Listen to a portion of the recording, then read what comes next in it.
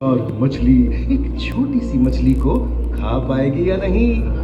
क्यों यकीन नहीं होता ना? चलिए कोई नहीं, आइए आपको ले चलते हैं एक ऐसी दुनिया में जो आपसे हजारों मील दूर होकर भी आपके अस्तित्व का आधार है।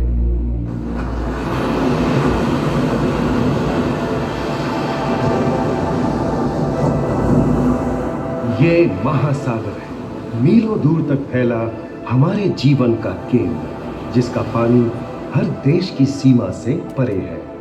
हमें सांस लेने के लिए जरूरी ऑक्सीजन का 50 से 80% इन्हीं समुद्रों के पानी से आता है।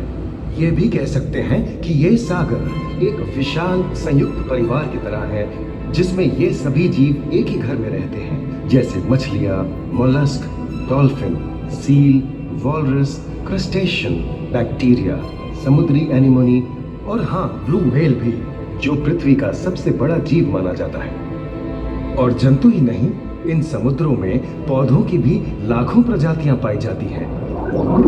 इन विशाल समंदरों का पानी हमारी पृथ्वी का लगभग 3/4 हिस्सा है। इस धरती पर 5 बड़े महासागर हैं: आर्कटिक, अटलांटिक, हिंद, प्रशांत और दक्षिणी महासागर। ये सागर इतने महत्वपूर्ण हैं कि इनका तापमान और लहरें दुनिया के हर हिस्से के मौसम पर असर डालते हैं, चाहे वो मौसम कितना ही खतरनाक क्यों ना हो। हमारी ही तरह पानी के नीचे पनपता हर जीवन सूरज की रोशनी पर निर्भर है। जी हाँ जनाब, सिर्फ ये जंतु, मछलियाँ, पेड़ पौधे ही नहीं, बल्कि बैक्टीरिया जैसे सूक्ष्म जीव भी सूरज से ऊर्जा पाकर खिलखिला उठते हैं। ये देखो मिस्टर ऊदबिलाव, हाँ, कितने मजे ले रहा है। देखा इसे, अपने चेहरे की पोजीशन ऐसे बदल रहा है जैसे किसी स्पा में स्टीम ले रहा हो। आहा, और वो चली मैडम व्हेल इठलाते हुए सनबाथ लेने। और ये जोकर मछली यानी क्लाउन फिश, ये तो गाना भी गाती है भाई, बिना किसी सुरताल के। हाँ, ये राग समुद्री जानती है, और कोई खतरा महसूस होने पर ये कभी घुर्राती है और कभी चहकती है। क्लाउन फिश है ना। और ये डॉल्फिन हमारे स्मार्टफोन से भी ज्यादा स्मार्ट है। ये अपनी आवाज का इस्तेमाल सोनार की तरह करके एकदम सही दिशा में तैरती और एक दूसरे को संदेश भेजती है। जी हाँ, ईमेल या व्हाट्सएप से भी तेज। मूंगा चट्टानें यानी कोरल रीफ दुनिया की सबसे विविध इकोसिस्टम्स में से है। इन चट्टानों को अक्सर समुद्र के वर्षावन कहा गया है। आई, समुद्र में वर्षा, अजीब बात है ना। अरे दरअसल इनका नाम इनके आसपास बसे इन जीवों की विविधता के कारण पड़ा है। इनमें से कुछ मूंगे गर्म उथले समुद्र में, तो कुछ ठंडी अंधेरी गहराइयों में रहकर हमारे इकोसिस्टम के संतुलन को बनाए रखते हैं। पौधे हमारे इकोसिस्टम का एक बहुत ही महत्वपूर्ण हिस्सा है और पानी में ऑक्सीजन का सबसे बड़ा स्रोत है। इस नीले पानी में मौजूद कई पौधों में से एक बहुत ही महत्वपूर्ण पौधा है फाइटोप्लैंक्टन, जो पूरी दुनिया की ऑक्सीजन की जरूरत का लगभग 50% बनाकर हमारा अस्तित्व बनाए रखता है। इन समुद्रों में पहुंचने वाली सूरज की रोशनी की मात्रा के हिसाब से उन्हें 3 क्षेत्रों या परतों में बांटा गया है। सतह के सबसे नजदीक वाली परत को यूफोटिक जोन या सनलाइट जोन कहा जाता है। जाहिर है कि यहाँ सूरज की सबसे ज्यादा रोशनी पहुंचती है और 90% समुद्री जीवन इसी परत में मौजूद है। अगली गहरी परत को डिस्पोटिक जोन या ट्वाइलाइट जोन कहा जाता है। इस परत तक सूरज की सिर्फ 1% रोशनी पहुंचती है, जो पौधों के जिंदा रहने के लिए काफी नहीं है। तीसरी और सबसे गहरी परत एफोटिक जोन या मिडनाइट जोन है। यहाँ सूरज की रोशनी बिल्कुल नहीं पहुंचती। ये परत पूरी तरह से अंधेरी और ठंडी होती है, बिल्कुल किसी हॉरर मूवी के सीन जैसे।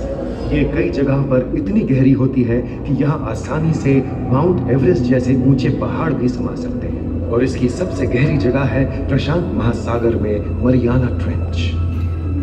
महाद्वीपीय तटों के साथ लगे उथले समुद्री इलाकों तक पहुंचना आसान है, लेकिन ये समुद्र का सिर्फ 10% है। समुद्र की गहराई जितनी बढ़ती जाती है, उतने ही वहां के हैरत अंगेज जीव जिन तक पहुंचना मुश्किल होता जाता है। ये समुद्री जीव पहले तो अपनी खूबसूरती से आपको छलते हैं और फिर अचानक एक खतरनाक रूप ले लेते हैं, जिनसे बचना मुश्किल ही नहीं नामुमकिन है। और ये क्या, अचानक ये रोशनी कहां से आई?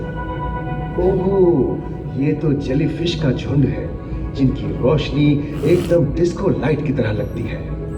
वाह, ये हुई ना बात। अब सभी बड़ी छोटी मछलियां इन चमचमाती डिस्को लाइट को देखकर पार्टी करने आएंगी। और फिर यही रोशनी उन्हें बेरहमी से दबोचकर उनका शिकार करके अंधेरे में वापस गायब हो जाएगी। लेकिन सभी शिकारियों को छलावे से लुभाना नहीं पड़ता।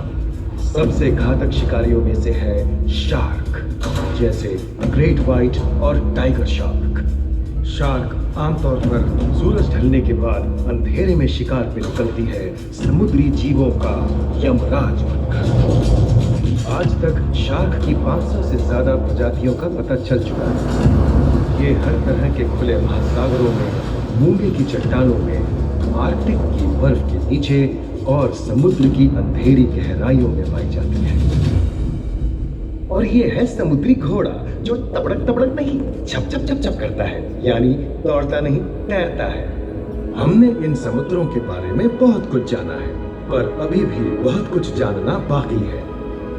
ये सागर गहरे और विशाल, ठंडे और अंधेरे में डूबे होते हैं। इन गहराइयों में पनपने वाली 17,000 से अधिक प्रजातियां मानो किसी कल्पना से कम नहीं। किसी खूबसूरत एंजल की तरह दिखने वाले जीवों के साथ साथ न जाने और क्या क्या देखने को मिले।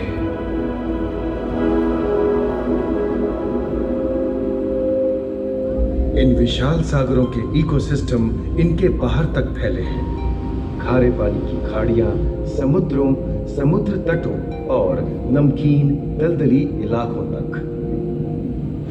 मानव जाति दशकों से प्लास्टिक, जहरीले रसायन, तेल और ऐसी कई चीजों को पानी में बहाकर समुद्रों को नुकसान पहुंचा रही है। कई समुद्री जीवों या मछलियों की दर्दनाक मौत और उनकी इस तड़प का जिम्मेदार हमारी मानव जाति ही है।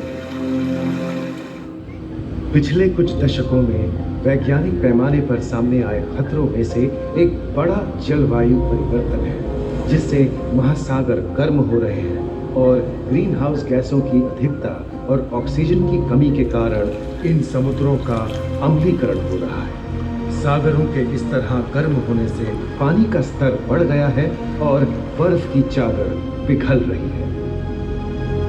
इस विनाशकारी बदलाव के परिणाम स्वरूप समुद्री जीवन खत्म हो रहा है और पूरे इकोसिस्टम के लिए ऐसे खतरनाक हालात हम ही पैदा कर रहे हैं। हमारी आने वाली पीढ़ी का भविष्य इस बात पर निर्भर करता है कि क्या हम आज अपने निजी जीवन से प्लास्टिक को हटाने जैसा छोटा कदम उठा सकते हैं, या फिर हम बड़े स्तर पर सख्त नियम बनाकर उन्हें लागू करें, जिससे समुद्री संसाधनों का दोहन और प्रदूषण कम हो। याद रखिए, बात हमारे अस्तित्व की है, तो बदलाव की शुरुआत भी हमें ही करनी होगी।